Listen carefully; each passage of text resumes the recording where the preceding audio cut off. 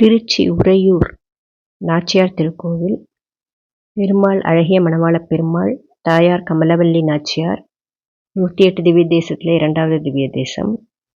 இந்த கோவிலில் என்ன விசேஷம்னா, இங்கே தாயாருக்கு தான் முதலிடம்.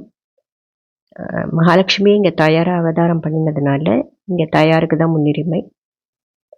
ரங்கநாத பெருமாள் அழகிய மணவாளனாக இங்கே நாச்சியாரை கல்யாணம் பண்ணிட்டார்.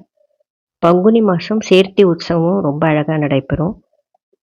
ஸ்ரீரங்கத்தில் பங்குனி உத்திரத்தில் சேர்த்தி, இங்கே பங்குனி ஆயில்யத்தில் சேர்த்தி வைபவம். தாயார் அவ்வளவு அழகு.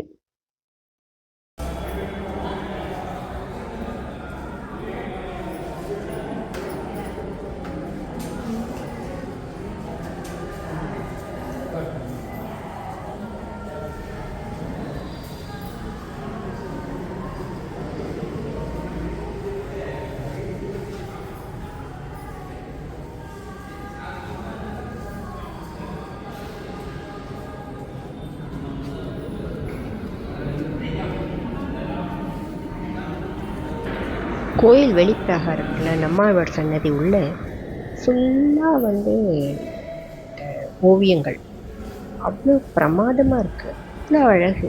சரி, எல்லா பக்கத்துலேயும் பார்த்தீங்கன்னா அவ்வளோ கலர்ஃபுல்லாக பிரமாதமாக ஓவியம் வரைஞ்சிருக்கா.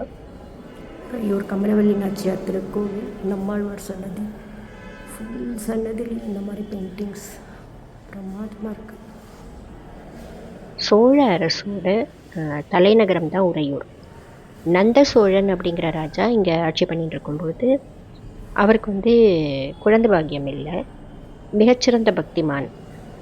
ஸோ ரங்கநாதர் தாயாரியே அவருக்கு குழந்தையாக பிறக்கும் மாதிரி அவதாரம் பண்ண அனுப்பினார்.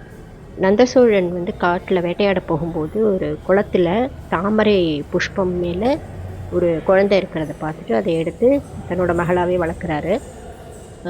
தாமரை பூ மேலே கிடச்சதுனால கமலவல்லின்னு பெயர் வைக்கிறார். ஸோ இந்த கமலவல்லியை தான் ரங்கநாதர் அழகிய மணவாளனாக கல்யாணம் பண்ணிக்கிறார். நந்த சோழர் கமலவல்லி நாச்சியாருக்காக கட்டிட கோவில் தான் இந்த உறையூர் நாச்சியார் கோவில். இந்த திருக்கோழியூர் அப்படின்னும் இந்த ஊருக்கு பேர் சொல்லுவாள்.